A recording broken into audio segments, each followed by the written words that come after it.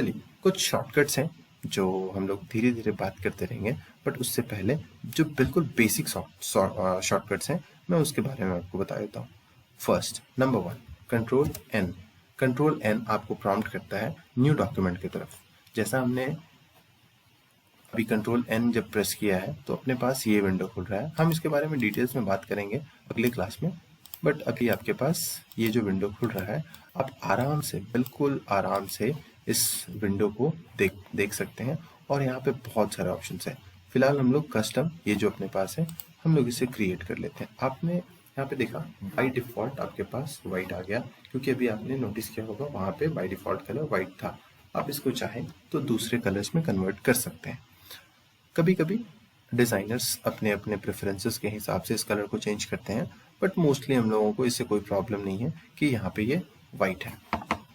हर जगह पे आपके पास बहुत सारे ऑप्शंस अवेलेबल हैं, बहुत ही सारे। यहाँ पे जिन फाइल्स पे आप एक साथ काम कर रहे हैं वो सारे फाइल्स एक साथ अवेलेबल हो सकते हैं।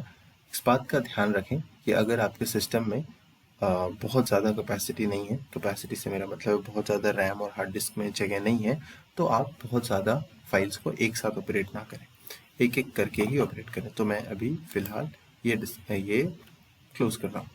अब आपके पास जो इंटरफेस है वो यूज़ करने के लिए रेडी है।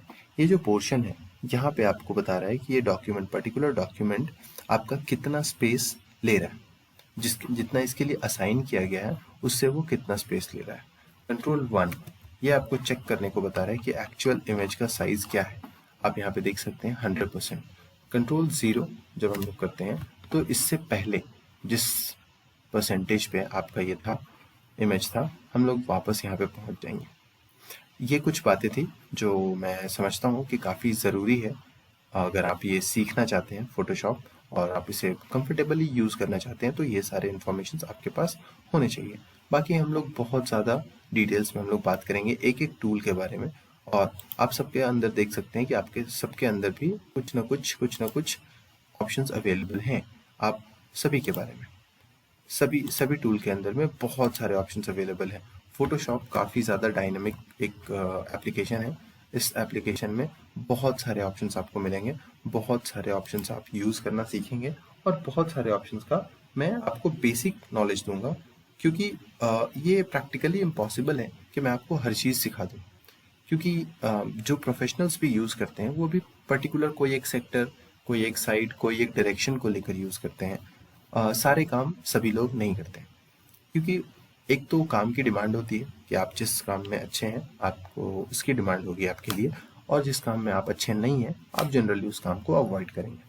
फिर भी मैं आपको कोशिश करूँगा इस कोर्स में मैक्सिमम डिटेल्स आपको देने के लिए, बट मैं फिर भी इस बात का कॉशन रखना चाहता हूँ कि मैं आपको ये बता दूँ और बहुत ज़्यादा ही उम्मीद ना दे दूँ कि आप इससे बिल्कुल 100% सब कुछ सीख जाएंगे। बट इस बात की गारंटी है आप फोटोशॉप यूज़ करना सीख जाएंगे और आप इसमें basic to some moderate average level तक आप काम कर पाएंगे।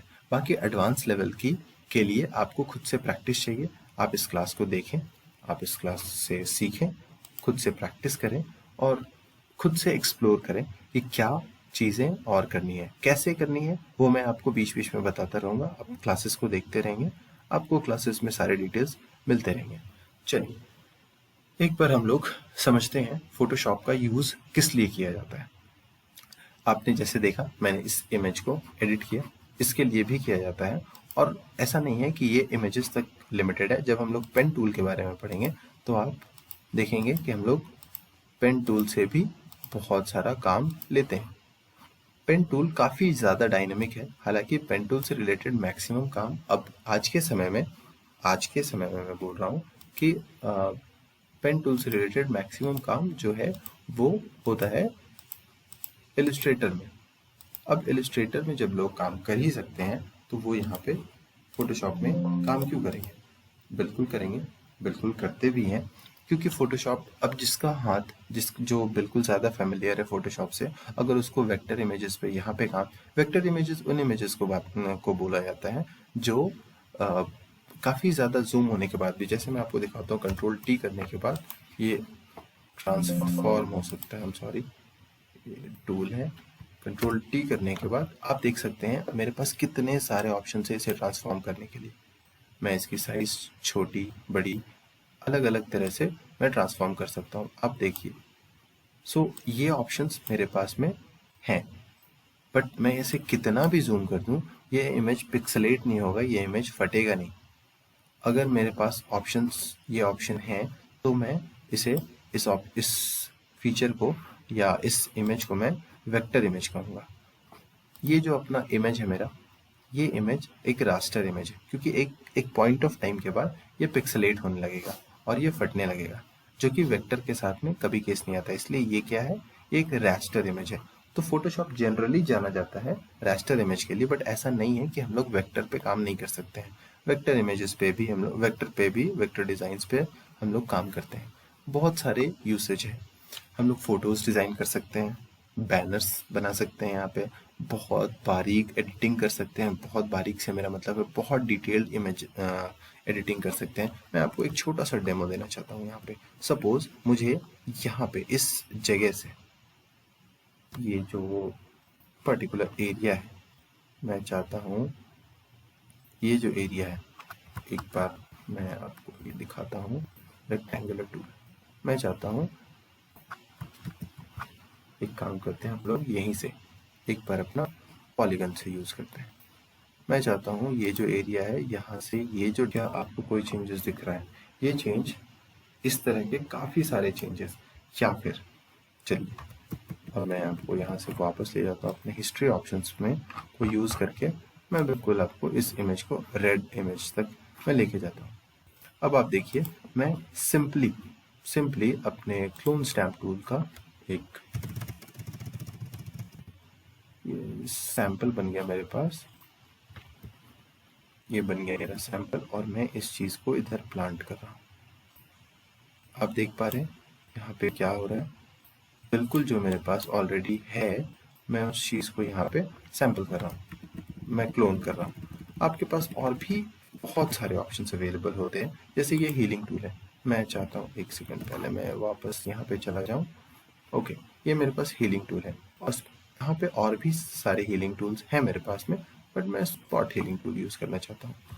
इसे भी मैं थोड़ा बड़ा कर लूँ और मैं इसे हील करना चाहता हूँ। आप देख रहे हैं कैसे ये रिमूव कर पा रहा है, कितने प्यार से, कितने सिंपली, कितने नॉर्मली ये इसे हटा दे रहा है, जैसे यहाँ पे कुछ था ही नहीं। ये सारे ऑप्शंस हम लोग यूज कर सकते हैं only on Photoshop, not just only on Photoshop, but बहुत सारे ऑप्शंस, बहुत सारे ऐसे सॉफ्टवेयर्स हैं, बट हम लोग यहाँ पे अगर करना चाहें तो कर सकते हैं।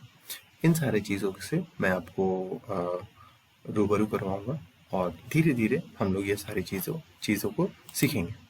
फिलहाल आप कॉन्फ़िगरेशन के बारे में जान चुके हैं। अब चेक कीजिए कि आपके सिस्टम में, आपके लैपटॉप में कितना कॉन्फ़िगरेशन है, क्या वो कर पाएगा, क्या आपको अपडेट करने की ज़रूरत है। मैंने आपको बताया कि आपको किस तरह से अपडेट करने की ज़रूरत है। Thank you so much. हम लोग मिलते हैं अपने अगले क्लास में, और फिर फाइनली हम लोग अपने कोर्स को स्टार्ट करेंगे। जैसे ही हम लोग कोर्स को स्टार्ट करेंगे, हम लोग हर एक टूल को डिटेल्स में जानेंगे। Thank you so much.